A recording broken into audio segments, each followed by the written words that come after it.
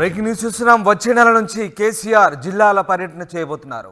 పూర్తిగా కోలుకున్న తర్వాత ప్రజల్లోకి రానున్నారు మాజీ ముఖ్యమంత్రి. పెద్దపల్లి పార్లమెంటు నియోజకవర్గ సమీక్ష సమావేశంలో కేసీఆర్ ఆరోగ్యంపై హరీష్ రావు ఆసక్తికర వ్యాఖ్యలు చేశారు. కేసీఆర్ కోలుకుంటున్నారన్న హరీష్ రావు త్వరలోనే సంపూర్ణ ఆరోగ్యవంతుడై ప్రజల మధ్యలోకి వస్తారని ప్రకటించారు. ఇక వచ్చే నెలలో తెలంగాణ భవన్కి వచ్చి ప్రతిరోజు కార్యకర్తలను కలుస్తారని హరీష్ రావు అంటున్నారు. గత ప్రభుత్వ పథకాలను కాంగ్రెస్ రద్దు చేయడం దురదృష్టకరమన్న హరీష్ రావు కేసీఆర్ గుర్తును కేసీఆర్ కిట్ నుంచి తొలగించిన తెలంగాణ ప్రజల గుండెల్లో నుంచి తొలగించలేరని అన్నారు. కాంగ్రెస్ కక్ష సాధింపు చర్యలపై ఉద్యమిస్తామన్నారు హరీష్ రావు. బీఆర్ఎస్ కార్యకర్తలపై కక్ష సాధింపు చర్యలకు దిగితే ఎమ్మెల్యేలంతా బస్సులో బాధితుల వద్దకు వెళ్లి ప్రభుత్వాన్ని నిలదీస్తామన్నారు హరీష్ రావు. మొత్తం మీద కేసీఆర్ ఆరోగ్యానికి సంబంధించి కీలక వ్యాఖ్యలు చేశారు హరీష్ రావు. వచ్చే నెల నుంచి కేసీఆర్ ప్రజల్లోకి వెళ్తారని, జిల్లాల పర్యటనకు వెళ్తున్నట్టుగా హరీష్ రావు ప్రకటించారు. రైట్, ఇక మా ప్రతినిధి మధు లైవ్లో అందుబాటులో ఉన్నారు. మధు, హరీష్ రావు స్టేట్మెంట్ చాలా ఇంట్రెస్టింగ్గా ఉంది. కేసీఆర్ ఆరోగ్యం కుదుటపడిన తర్వాత జిల్లాలోకి వెళ్తానని చెప్తున్నారు. అలాగే వచ్చే నెల నుంచి పూర్తిగా ప్రజాక్షేత్రంలోకి పార్టీ వెళ్తున్నట్టుగా చెప్తున్నారు. ఏంటి బీఆర్ఎస్ పార్టీ సన్నాహాలు ఏంటి? అంటే పార్లమెంట్ ఎన్నికలకు సన్నాహకంగా ఇట్లాంటి ప్రోగ్రామ్స్ బీఆర్ఎస్ అనౌన్స్ చేసింది అనుకోవచ్చా? ఎగ్జాక్ట్లీ, ఓటమి తర్వాత రూటు మార్చింది, గేరు మార్చే పనిలో కూడా బీఆర్ఎస్ పార్టీ వ్యూహంతో ముందుకు వెళ్ళాలనేటువంటి నిర్ణయం తీసుకున్నట్టుగా తెలుస్తూ ఉంది. వరుసగా పార్లమెంటు సమీక్షా సమావేశాలు నిర్వహిస్తూ ఉన్నారు. ఆదిలాబాద్, కరీంనగర్, చేవెళ్ళ అయిపోయింది. ఈరోజు పెద్దపల్లి పార్లమెంట్ నియోజకవర్గానికి సంబంధించి రివ్యూ కొనసాగుతూ ఉంది. మాజీ మంత్రి హరీష్ రావు మాట్లాడుతూ కొన్ని కీలక వ్యాఖ్యలు చేశారు. కేసీఆర్ త్వరలోనే సంపూర్ణ ఆరోగ్యవంతుడై పార్టీ కార్యకర్తలకు, నాయకులకు అందుబాటులోకి ఉంటారు. ఫిబ్రవరిలో తెలంగాణ భవన్లో కార్యకర్తల్ని వరుసగా రోజువారీ షెడ్యూల్గా కలవబోతా ఉన్నారు. దాని తర్వాత జిల్లాల పర్యటన ఉంటుంది. జిల్లాల్లో కేసీఆర్ పర్యటించబోతా ఉన్నారు. ఇది గతంలో మొన్న ఇచ్చినటువంటి ఎలక్షన్కి సంబంధించినటువంటి ఇచ్చిన ఈ ఫలితాలు చిన్న స్పీడ్ బ్రేకర్ మాత్రమే. మళ్ళీ తిరిగి ప్రజల్లోకి వెళ్తాం, ప్రధాన ప్రతిపక్ష పాత్ర పోషిస్తాం. మొట్టమొదటిసారిగా ప్రధాన ప్రతిపక్ష పాత్ర పోషిస్తూ ఉన్నాం. గతంలో మనం ప్రధాన ప్రతిపక్షంలో ఎప్పుడూ లేము, డైరెక్ట్గా అధికారం చేపట్టాము. చిన్న స్థాయిలో ఉన్నప్పుడు కూడా ఎక్కడ కాంప్రమైజ్ కాలేదు, రాజీనామాలు చేస్తాం తెలంగాణ ఉద్యమంలో కూడా. సో ఇప్పుడు కూడా కాంప్రమైజ్ అయ్యేటువంటి సిచ్యువేషన్ లేదు, అందరికీ అందుబాటులో ఉంటాం.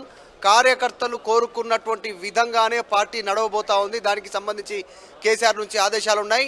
త్వరలోనే కేసీఆర్ సంపూర్ణ ఆరోగ్యంతో తిరిగి తెలంగాణ భవన్కు చేరుకుంటారు. తర్వాత జిల్లాలో పర్యటిస్తారు, అన్ని అంశాలపైన సమీక్ష చేస్తారు అంటూ కీలక వ్యాఖ్యలు చేశారు. అయితే దాంతోపాటు ఇప్పటికే వడ్లకి సంబంధించినటువంటి పైసల విషయంలో కానీ, ధాన్యం కొనుగోలుకు సంబంధించినటువంటి 500 రూపాయలు పెంచిస్తామని చెప్పింది కాంగ్రెస్ ప్రభుత్వం అధికారంలోకి వస్తే. ఇంతవరకు ఇయ్యలేదనేటువంటి అవొక్క వ్యాఖ్యలు. తర్వాత క్షేత్రస్థాయిలో ఉన్న పథకాలకు సంబంధించి కొన్ని ఎగబెట్టే ప్రయత్నం చేస్తూ ఉంది కాంగ్రెస్ ప్రభుత్వం. కొన్నిటిని తప్పించే ప్రయత్నం చేస్తూ ఉంది, కొన్ని సాకులు చెప్పే ప్రయత్నం చేస్తూ ఉంది.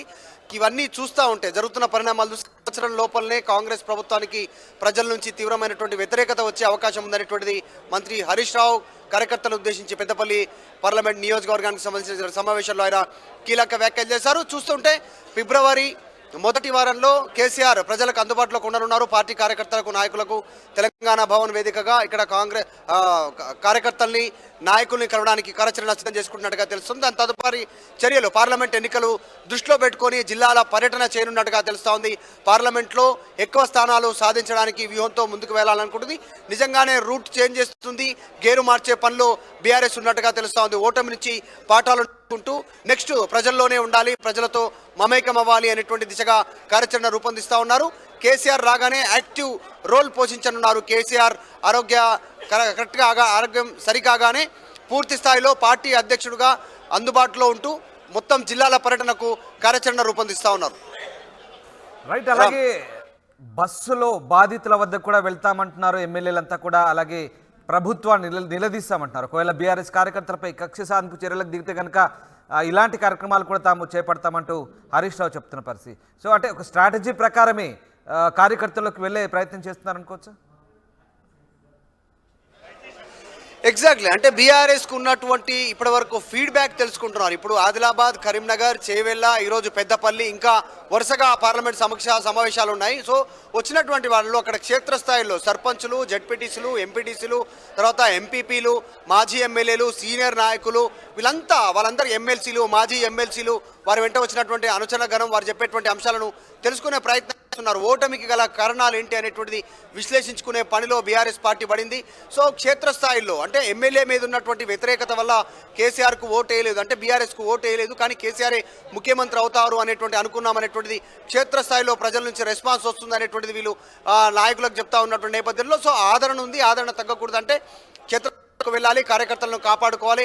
ఎవరైతే బీఆర్ఎస్ పార్టీ నాయకులపైన కార్యకర్తలపైన దాడులు చేసేటువంటి సంస్కృతి ఉందో దానికి సంబంధించినటువంటి స్వస్తి పలకాలు కాంగ్రెస్ ప్రభుత్వం లేదు అంటే మొత్తం ఎక్కడ దాడి జరుగుతుందో ఆ కార్యకర్త పైన కానీ నాయకుని పైన కానీ మొత్తం గెలిచిన బీఆర్ఎస్ ఎమ్మెల్యేలు 39 మంది బస్సులో వెళ్ళి పరామర్శ చేస్తాం, అండగా ఉంటాం, వారికి అక్కడికి వెళ్ళి మా యూనిటీ కనిపించేలాగా చేస్తామనేటువంటిది చెప్పే ప్రయత్నం చేస్తూ ఉన్నారు. ఎందుకంటే ఫ్యూచర్లో బీఆర్ఎస్ పార్టీ కార్యకర్తలను ఎవరు వేధించకుండా దీనికి సంబంధించి కాంగ్రెస్ ప్రభుత్వం ఎలాంటి చర్యలు తీసుకోకుండా అండగా ఉంటామంటూ చెప్పే ప్రయత్నం చేస్తూ ఉన్నారు. ఇది పార్టీ కార్యకర్తలకు నాయకులకు ఒక బూస్ట్ ఇచ్చేటువంటి వార్తగా చూడాల్సినటువంటి అవసరం ఉంది. అంటే కార్యకర్తలకి నాయకులు ఏం జరగకుండా అండగా ఉంటాం, పార్టీ ఎవరు వీడొద్దు, వేరే ఇతర పార్టీల వైపు చూడొద్దు అనేటువంటి దిశగా ఇది ఒక మెసేజ్ ఇచ్చినట్టుగా పార్టీ నాయకుల్లో చర్చ జరుగుతూ ఉంది.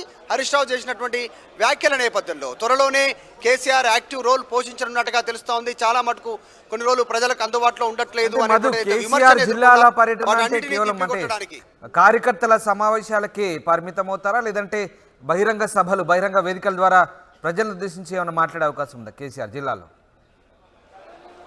ఎగ్జాక్ట్లీ ఇప్పుడు బీఆర్ఎస్ పార్టీ ఆఫీస్లో ఇప్పుడు మనం ఉన్నటువంటి పార్టీ ఆఫీస్ ఇది. పార్టీ ఆఫీస్లోనే కార్యకర్తలకు నాయకులకు రోజువారీగా అందుబాటులోకి ఉండడానికి కార్యాచరణ సిద్ధం చేసుకున్నట్టుగా తెలుస్తుంది. దాని తర్వాత జిల్లా పర్యటన ఉంటుంది. జిల్లా పర్యటనలో బస్సు యాత్రలు కావచ్చు, ద్వారా కావచ్చు, పబ్లిక్ మీటింగ్ల ద్వారా వచ్చే పార్లమెంట్ ఎన్నికలను దృష్టిలో పెట్టుకొని భారీగా కార్యాచరణ సిద్ధం చేసుకుంటుంది. ఎందుకంటే మొన్న జరిగిన ఓటమి నుంచి తేరుకుంటుంది బీఆర్ఎస్ పార్టీ. ఇప్పుడిప్పుడే ఆయన ఆరోగ్యం కుదుటపడ్డ తర్వాత కేసీఆర్ క్షేత్రస్థాయిలో నాయకులను విస్తృతంగా కలవడానికి కార్యాచరణ రూపొందించుకున్నట్టుగా తెలుస్తూ ఉంది.